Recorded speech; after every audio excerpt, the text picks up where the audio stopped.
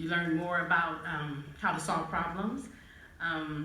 We learned more about our culture because when I went to a public school, they just had kind of one paragraph, like, Black people were slaves, but not all Black people were slaves.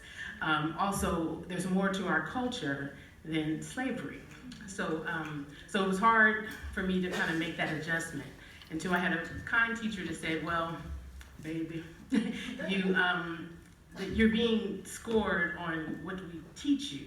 So you just have to play the game. So that's when I first learned, okay, play the game. So my parents would always ask me, what did you learn at school? And they were very comfortable with the Oakland Community School, but when I moved on, they asked, what did they teach you today? And then it would help me kind of unlearn some of the possibly damaging information that I got.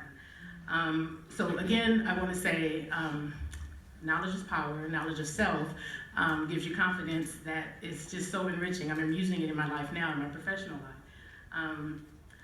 It also is a piece that I wanted to share that they taught me how to think, which I think is the most important thing. To question, to have curiosity, to travel, to understand how different people, different cultures live. And that'll give you a great sense of pride as well as just education. So that's what I have to say. Thank you.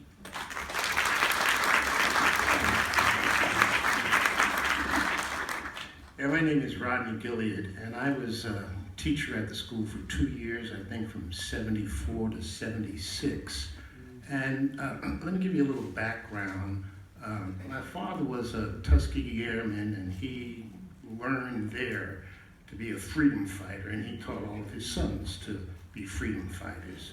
So when I finished my credential at San Francisco State, public schools weren't hiring. So I went to the dean, Asa Hilliard, and Asa said, Rodney, you need to go over to Oakland Community School and see what they're doing. And at that time, I was in education, so what happened to me as a Black male didn't happen to Black male students under me. So I went to Oakland Community School and I met Ericka, and I knew about Ericka's history. And she and I hit it off really well, and they were looking for teachers with credentials, and she hired me on the spot and then said, why don't you walk around the school and see what was happening? And I was so impressed with the fact that every class that I went into, the students were asking really advanced questions. The kind of interaction between the students was very supportive and loving, and I was really happy to join the school. And let me tell you what a day was like for me. I left my house at 6:15 in the morning. I went and picked up 2 students in San Francisco. Then I went and picked up another student in San Francisco. Then I drove over to Oakland, and I picked up 3 other students, and then I would get to school. I guess it was sometime around 8 o'clock. I'd serve the students breakfast, and then I'd go into my classroom, and not only did they serve breakfast, they served breakfast, lunch, and dinner. It had a very Southern orientation to the food and things.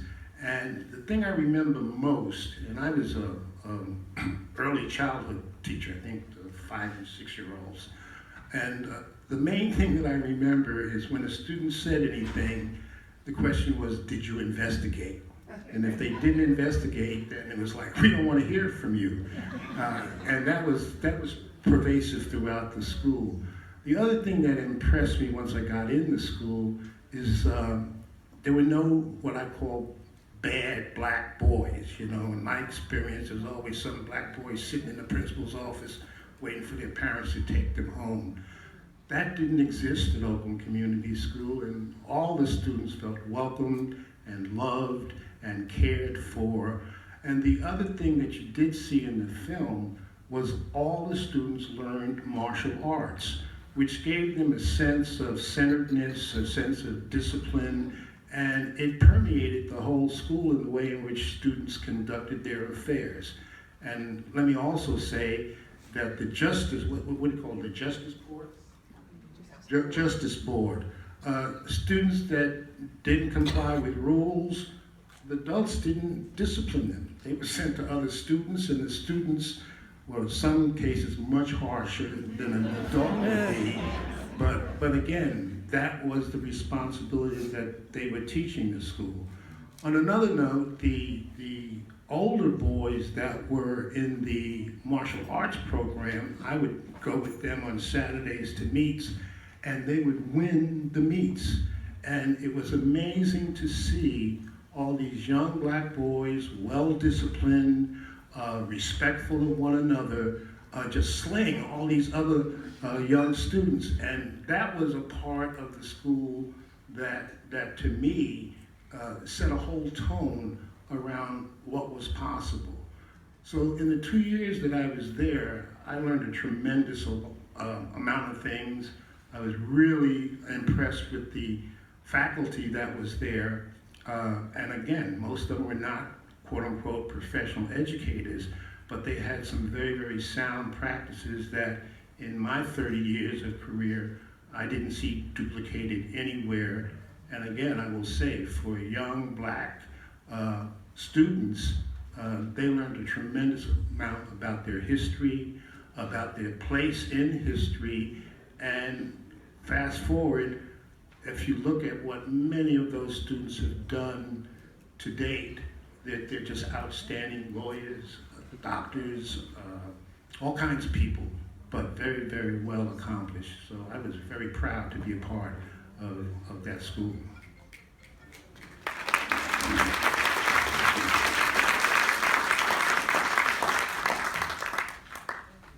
My name is Ericka Huggins, and before I say anything, Amar, would you stand?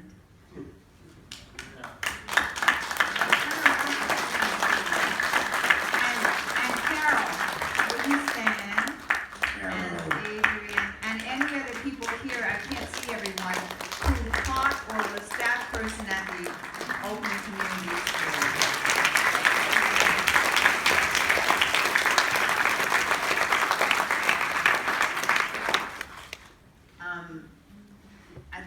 I'm having so many memories. And I've seen this film a gajillion times. I'm glad that you were able to see it. But it made me cry today. Did it bring tears to your eyes? Yep. Yes. And the reason why is that our children are suffering in the old paradigm schools, wherever they are, whether they're public or private or charter. And as Rodney said, not all of us had credentials. What we did in staff meetings often was just ask, well, what would we need? What did we need when we were this age? Well, what would have helped us? And everything we did came from watching and learning from the children themselves. The third meal came that way because there were some hungry children in our parking lot. And I didn't know they were hungry. I just said, boys, what are you doing here so late? There's no dinner at home. Mama tries, but there's no dinner.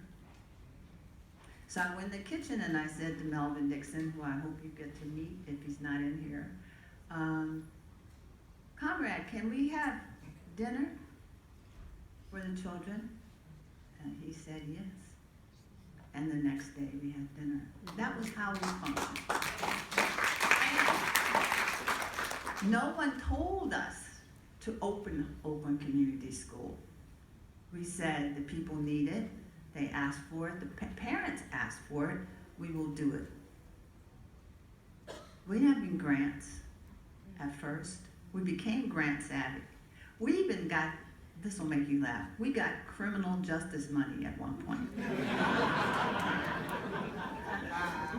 And then Donna Howell, who was the co-director of the school, who you saw in the cafeteria and talking to children about the Justice Board, was like a pillar of the school, and a grant writer, and the curriculum developer, and so was Carol.